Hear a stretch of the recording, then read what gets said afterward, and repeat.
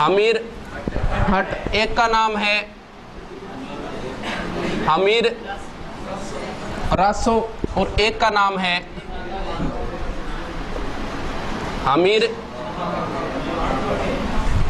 अमीर हट लिखा था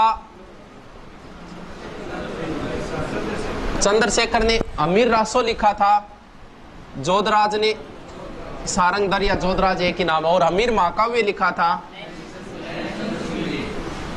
कंफ्यूज रहता है इनमें हमेशा कंफ्यूज रहता है इसमें। अमीर रासो देखो ऐसे ही याद कर लेना। देखो अमीर महाकाव्य, महा का अर्थ होता है बड़ा, और बड़ा कौन है? चांद बड़ा है, और कौन बड़ा है? सूर्य का अर्थ होता है सूर्य। सूर्य भी क्या है? बड़ा। यानी अमीर महाकाव्य किसने लिखा? नैनचंद्र सूरी ने। अमीर हट ऐसे याद रख लेना जैसे चंद्रशेखर ने हट किया था, चंद्रशेखर आजाद ने, कि अंग्रेजों के कभी हाथ नहीं लगाऊं, उस हिसाब से याद रख लेना। अमीर हट किसने लिखा? चंद्रशेखर ने। बाकी बचा वो जोधराज या फिर, ठीक है। अब देखो अमीर की एक तो पत्नी का नाम याद रखना पड़ेगा। पत्नी का नाम क्या था?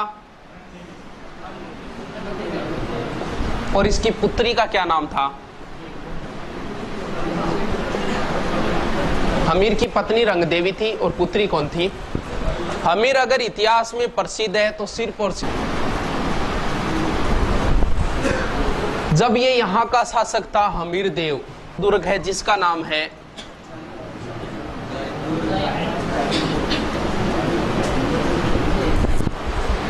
जाहिन दुर्ग को रणथंबोर दुर्ग की क्या कहा जाता है? कुंजी का मतलब ये हुआ जैसे मान लो ये कोई पर्वत है, पर्वत के ऊपर ये दुर्ग है और उसका जाने का रास्ता सिर्फ एक ही, चारों ओर पहाड़ियां, कहीं से नहीं जा सकते, एक ही रास्ता, और रास्ते के बीच में एक दुर्ग और बना देते हैं। अब क्या है, अगर आप यहां तक पहुंचना चाहते हो तो पहले इस दुर्ग को जीतना पड़ेगा, वो होती है कुंजी। यानी रणथंबोर दुर्ग की कुंजी कौन सा दुर्ग था? रणथंबोर दुर्ग की कुंजी कौन सा दुर्ग है? जाहिन दुर्ग। चाइन या जाहिन एक ही बात है, श्रीपंथ दुर्ग भी कहा जाता है इसको। इस दुर्ग के पास अमीर का एक व्यक्ति था, सेनापति था, जिसका नाम था गुरुदास सैनी। नहीं याद करना है, कोई मतलब नहीं है। ये गुरुदास सैनी हमारा गया, शायद सैनी पहली बार आया इतिहास में, माड़ी का जिक्र पहली बार आया ना इतिहास में। ये गुरुदास सैनी मारा गया। इसके बाद जलालुद्दीन खिलजी ने इस दुर्ग को घेर लिया। कौन से दुर्ग को? रणथंबोर दुर्ग। यहाँ पर कुछ दिनों तक घेराबंदी रखी इसने। अमीर की इतनी अच्छी व्यूह रचना थी कि जलालुद्दीन खिलजी इस दुर्ग को जीत नहीं पाया। लंबा टाइम हो गया। तब क्या किया? साइकोलॉजी में एक नियम होता है ना, औचित्य स्थापन। औचित्य स्थापन नियम के अनुसार ये होता है, जैसे आपने नौकरी की तैयारी की, नौकरी लगे नहीं, फिर आप नौकरी में कमी काटो ना, पुलिस ही क्या नौकरी निकालते हो ना, बस संतुष्टि खातर हुए। जब मोटरसाइकिल साल खंड रमान करी, फिर हाथ की आयो को निकल ना, खत्म हो नहीं हो। वो क्या होता है? वो आत्मा संतुष्टि देनी है। दुर्ग को जीत नहीं पाया। कौन? जलालुद्दीन। अब क्या करे, यहां से जाना तो पड़ेगा। जातो जातो कहेगा बोल बाल समझू में ईशान, इससे 10 दुर्ग तो मैं मुसलमान गए बाल के बराबर ही महत्व को दी। बस ये एक ही बात याद रखनी। रणथंबोर दुर्ग के बारे में किसने कहा था कि मैं उसे मुसलमान के एक बाल के बराबर भी महत्व नहीं देता? बस। और की याद कौन करो ना, आपको गुरुदास सैनी से मतलब है ना किसी और से मतलब। बस बात खत्म। आगे चले? क्यों आगे चले? अब देखो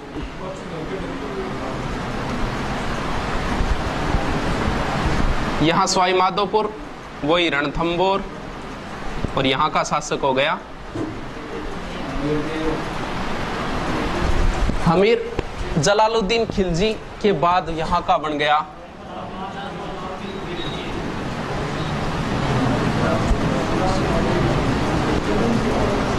अच्छा शासक था ये, बहुत अच्छी नीति थी इसकी अलाउद्दीन खिलजी की। अधिकतर भारत को जीत लिया था अलाउद्दीन ने। बाजार व्यवस्था और बहुत अच्छी थी इसकी। कम तोला उसके बदले में मांस देना पड़ता था, ऐसे ऐसे नियम लगा दिए थे इसने अलाउद्दीन खिलजी ने। यहाँ का बन गया अलाउद्दीन खिलजी। यहाँ का कौन है? अमीर। कोई समस्या को नहीं इतने तो यहाँ कारोबार देख रो, मनी पता लग जा। यहाँ का अलाउद्दीन, यहाँ का कौन है? अब अमीर पे आक्रमण तो करना है अलाउद्दीन को, क्योंकि सबको जीत रहा था, इसको भी जीतना था। क्योंकि अमीर ने ये मान लो कि अधिकतर क्षेत्रों को जीत लिया था, मेवाड़ तक को जीत लिया था अमीर ने, समर सिंह था उसका, अधिकतर क्षेत्रों को जीत लिया था। यानी इसने भी पृथ्वीराज चौहान की तरह दिग्विजय की नीति अपनाई थी अमीर ने। उसके बाद उसने एक यज्ञ भी किया था जिसका क्या नाम था, कोटियजन यज्ञ। ये अश्वमेध यज्ञ की तरह ही होता था। इसने भी दिग्विजय की नीति अपनाई थी। इसको तो जीतना ही जीतना था अलाउद्दीन को। अब बहाना चाहिए, दोनों बहाने हैं, दो बहाने बताए जाते हैं, दोनों बता देता हूं, दिमाग पर लोड कौन देनो, एग्जाम में पूछो कौन जा, पूछो जा बात बता दे। बताए दोनों बहाने। पहला बहाना तो बताया जाता है हमीर महाकाव्य के अनुसार, नैन चंद्र सूरी बताता है कि अलाउद्दीन की सेना गई हुई थी गुजरात लूटपाट मचाने के लिए। गुजरात से वापस आ रही थी सेना और यहां जालोर के पास धन के बंटवारे के लिए झगड़ा हो गया। धन के बंटवारे के लिए, ये लूटा हुआ जो माल था ना, उसके बंटवारे के लिए। एक तरफ तो थे अलाउद्दीन की सेना जिसमें उनका सेनापति था उलग खां और नुसरत खां, और दूसरी तरफ था मोहम्मद शाह। दो तीन और थे, केबरू काबरू, लेकिन मैंने ये याद रखना, यही पूछा गया था एग्जाम। ये मोहम्मद शाह 1/5 भाग लेना चाहता था, ऐसे इसको इनका झगड़ा होगा। अब क्या किया मोहम्मद साहब ने मोहम्मद शाह ने क्या किया, यहाँ पे लूटपाट मचा के और भाग के किसके पास में आ गया। आई क्या बात समझ? बस यही प्रश्न पूछा गया था सेकंड ग्रेड में कि अमीर ने किसको शरण दी थी, इस मोहम्मद शाह को शरण दी थी। उसमें उलग खां भी ऑप्शन था, नुसरत खां भी ऑप्शन था, मोहम्मद शाह भी ऑप्शन था। बस ये एक ही चीज ध्यान रखनी है, मोहम्मद शाह भाग के किसके पास में आ गया। ये तो पहला कारण है, लोड कौन देना, ज्यादा दिमाग पर लोड कौन देना। अब देखो दूसरा कारण क्या बताए थे आप ही बेरो पाट लिए, कौन सा कारण है उसके। अलाउद्दीन की एक पत्नी थी जिसका नाम था, शाबाश, अरे पानी पिया दे रमनी।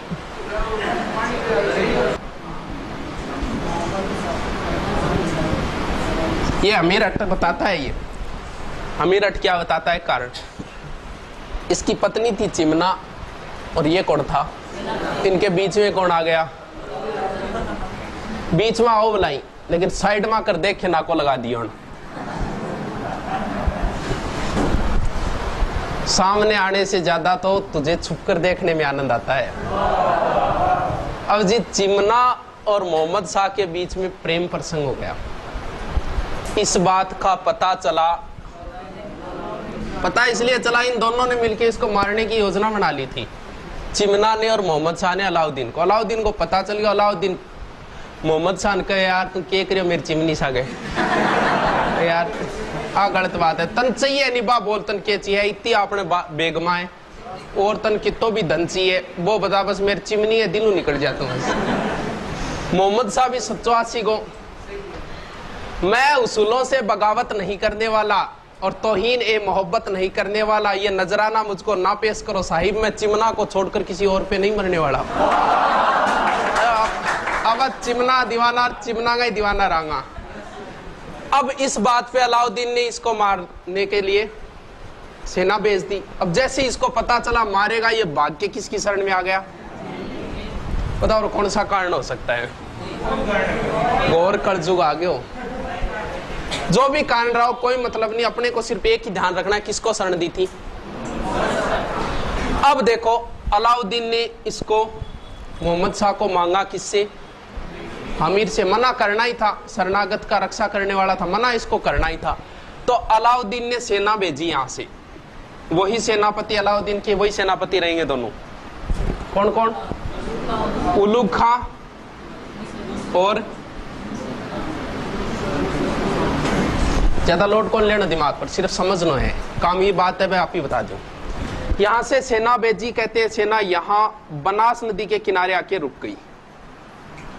आगे बढ़ने के लिए समस्या थी इनके, पथरीला क्षेत्र था, घोड़े एक साथ नहीं चल सकते थे। यहां आके सेना रुक गई बनास नदी के किनारे। इधर अमीर ने भी अपनी सेना भेजी,